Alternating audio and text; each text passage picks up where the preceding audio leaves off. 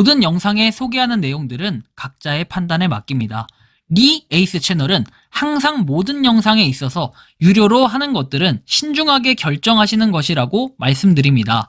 아울러 무료로 하는 것들 역시 각자의 판단으로 선택해서 결정하시는 점이라는 것을 강조드립니다.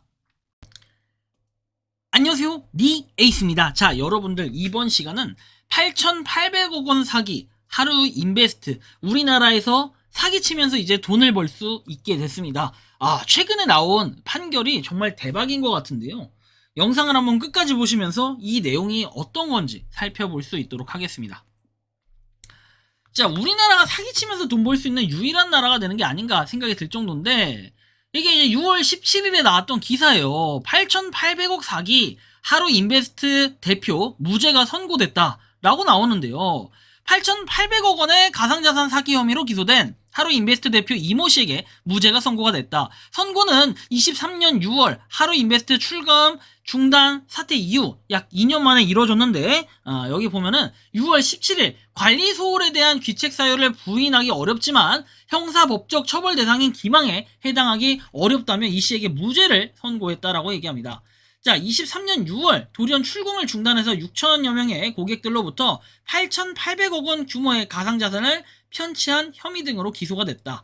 기소된 블록크래프터스 공동대표 박모 씨, 송모 씨도 무죄가 선고가 됐는데, 최고의 운영 책임자 강모 씨에 대해서는 사기 및 특경법상 사기 혐의에 무죄가 선고가 됐지만 횡령 혐의는 유죄로 인정해 징역 2년에 집행유예 3년, 사회봉사 120시간이 선고가 됐다라는 내용이 나오죠.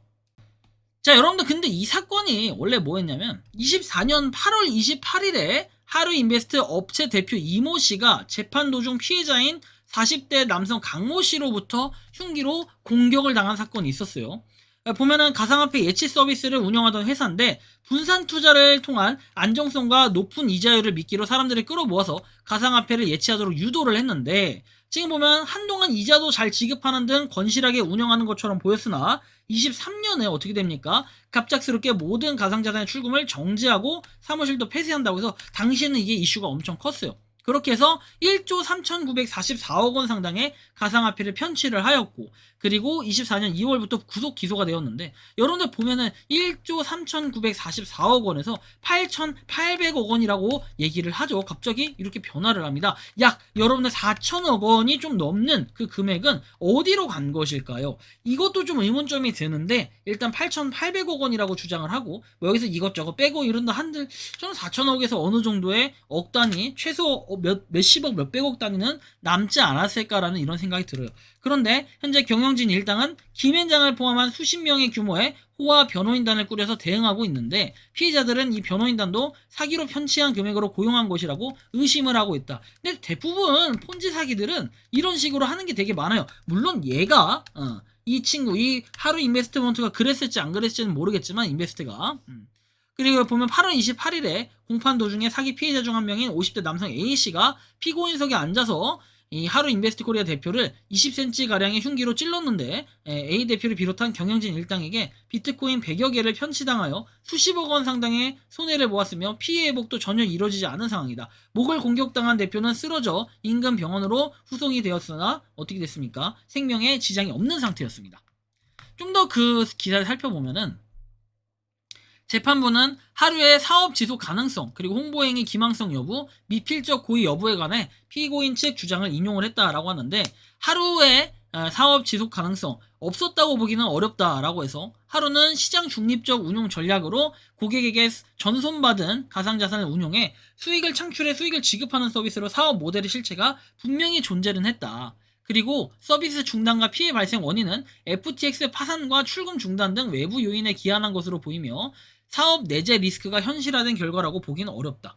그러면 투자하다가 잘못되면 그렇게 되나 봅니다. 이거 일단은 당해도 니들이 잘못한 거지 상관없다 이렇게 보는 것 같고, 박씨와 송씨가 사업 비용에 쓰이기 위해 55억 원의 개인 자금을 가수금으로 투입한 사정 등을 살펴보면 약정 수익이 불가능하다라고 단정하기 어렵다. 검찰이 제출한 증거만으로는 운용 수익으로 수익금과 운영비를 감당하기 어렵다는 구조인데, 일단 이런 부분, 그리고 홍보행위 기망성 여부 있었다고 보기는 어렵다라고 했는데, 보면은 특정 달에 고지된 수익률이나 지급 수익이 불일치한다는 점만으로는 사실과 다른 내용을 고지했다고 단정할 수 없고, FTX가 22년 11월 파산을 하면서 박모 씨나 A사에게 위탁받아 운용했던 가상자산이 동결되었으나 피고인들에게 아무런 손실을 입지 않았다고 잘못 고지한 건 맞다라고 얘기도 하죠. 뭐 쭉 내용이 나오고 그냥 미필적 고의 여부 그랬다고 보기 어렵다 해서 하루 측의 주장을 인용했다라고 하는데 박 씨와 송 씨는 55억 원 상당의 개인 자금을 가수금 형태로 투입을 했고 가족을 포함한 피고인들이 하루에 서비스에 약 74억 원 상당의 가상자산을 직접 예치한 점을 봤을 때 사업의 지속 가능성이 없다고 판단했다면 이 같은 투입은 하지 않았다라고 얘기하면서 결국에는 어떻게 됩니까? 그 대표는 무죄가 선고가 됐다라는 거예요. 좀 특이하긴 한데 이렇대요. 그럼 요약해보면 이거예요. 자, 사업 지속 가능성이 없었다고 보기 힘들고 홍보행위 기망성 여부는 있었다고 보기 힘들고 미필적 고의라고 보기 어렵다라고 해서 CO의 횡령 혐의만 인정이 돼서 징역 2년에 집행유예 3년이 나왔다라는 거죠. 그런데 이런 사람들이 다 잡혀가지 않으면 어떻게 됩니까? 참 저는 이렇게 생각이 들어요. 대한민국에서 사기를 쳐가지고 돈을 버는 거, 그 다음에 코인으로 특히 이렇게 한탕하고 뭔가 튀는 이런 사람들 보면은 대부분 사람들은 죄를 인정을 못 받아요. 그쵸? 유죄가 안 나와요. 무죄가 선고가 되고 그리고 일부 사람들에 대해서만 유죄가 선고해서 깜빵을 가는 약간 이런 느낌. 그러니까 총 떼매고 누가 깜빵 가면 나중에 나왔을 때 새 삶을 살 수 있는 이런 게 좀 아쉽게 느껴져요. 보면은 그런 사람들 보면 시그니에 살고 한남도에 살고 막 이러잖아요. 일부 사람들 보면은 참 그런 거 보면 마음이 아픕니다. 근데 우리가 재조명해야 될 건 이런 거예요. 자, 하루 인베스트가 뱅크런 3개월 전에 이런 얘기를 했어요.